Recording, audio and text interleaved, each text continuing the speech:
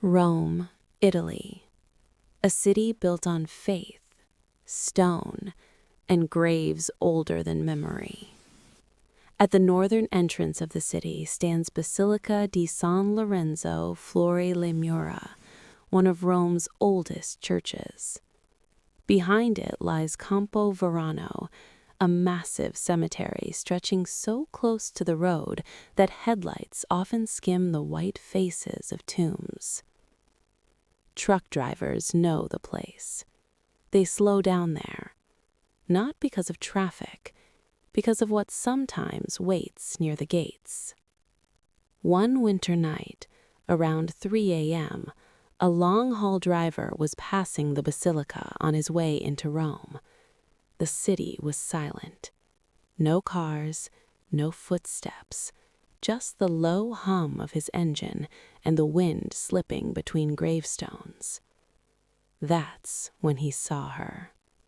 A woman standing on the roadside, naked, still, not waving, not crying, just waiting.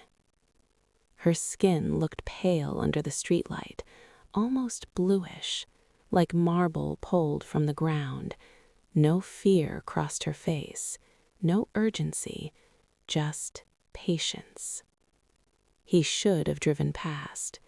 Instead, he stopped. The cold was biting, so he took off his jacket and wrapped it around her shoulders. She accepted it without surprise, like she had been expecting it all along. He offered her a ride. She climbed into the cab quietly. Her hands trembled, but her voice didn't. She spoke only once, giving him an address near the old quarter. No small talk, no explanations. As they drove, the heater warmed the truck, but the air around her stayed cold. The windows fogged everywhere except near her seat. When they reached the address, she stepped out, turned, and thanked him softly. Then she walked inside. No door slam, no light switching on, just silence. The driver continued his route, uneasy but relieved. The next morning, hours later, he reached into his pocket to grab his license at a checkpoint.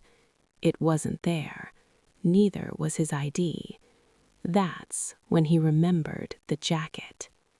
His stomach tightened. He turned back toward the address she'd given him and knocked on the door. An elderly couple answered. When he asked about the woman, they exchanged a look that drained the color from their faces. They told him no woman lived there. When he described her, the way she looked, the way she spoke, the jacket, the old man crossed himself. They told him she had died the previous winter, buried after freezing to death near the basilica. The driver laughed. He refused to believe it. So they took him back to the entrance of Rome, back to the church, back to Campo Verano Cemetery. They led him between rows of stone until they stopped. At one grave, her name was carved into the marble, and resting neatly on top of the headstone was his jacket, folded, dry. Inside the pockets were his driver's license and ID. There were no footprints in the frost, no signs of disturbance, nothing out of place, except the jacket. Since that night, truckers passing San Lorenzo don't stop anymore, because not every passenger wants a ride. Some of them just need to give something back.